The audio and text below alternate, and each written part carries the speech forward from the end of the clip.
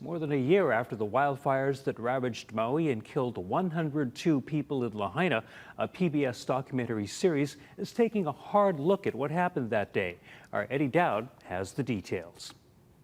Since 1983, Frontline documentaries have looked into key moments and topics around the world. Just this year, it won an Oscar for a documentary looking into the war in Ukraine. The team says it spent 13 months investigating the deadly August 8 fires, and it says there are still unanswered questions. There's no lack of urgency. We were focusing on what was important. Perhaps that was their largest failure, was not asking for more help in the moment.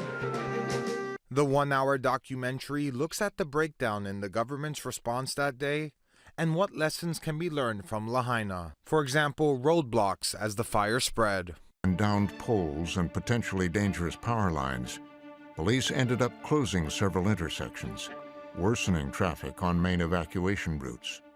You know, down power lines are down power lines, and the training that HECO provided in the academies up until this was you treat every down line as it's a live line. Frontline obtained audio calls from HECO to Maui police dispatchers. You guys can shut down all of the electric off of Lahaina Luna, above and below the bypass. It's off right now. It's all off? Yep. Okay, thank you. Frontline says it's unclear whether that information got passed down to the officers in Lahaina, which was another issue. It's been quite difficult for us to get interviews from HECO and various government officials. The documentary also focuses on Maui County's Emergency Operations Center. Several key players were also not on site to help manage the crisis. We lost all power from earlier that day. So for most people, there was no internet or phones. I don't know how everybody else was communicating. I know how we were, and I was listening to one person with one radio telling us what was happening. We were not getting real-time information. It definitely was very short-staffed. That's very clear to us. Frontline also looked at warning signs made after a fire in 2018. At a community meeting, residents confronted Maui officials over concerns that the county was unprepared for a major wildfire. Where are we going to evacuate to? Why did our civil defense siren system fail us? Network fire was shut down.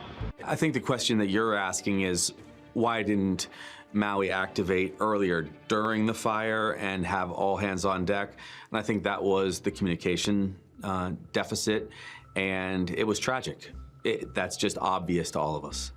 Maui County tells Hawaii News Now it did not turn down any help from the state. It believes it used every resource available at the time from county, state, and private sector.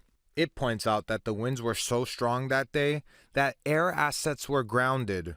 County officials also say issuing an emergency proclamation in advance wouldn't have impacted its access to resources because the state had already issued one for the entire island chain. Maui County also claims there were several inaccuracies with Frontline's reporting, one of them being not including that Maui County sued HECO first. Frontline tells us it gave all agencies chances to respond to the key points that would be made so they could present their defense for fairness and balance. You can find the link to the documentary on our website. Eddie Dowd, Hawaii News.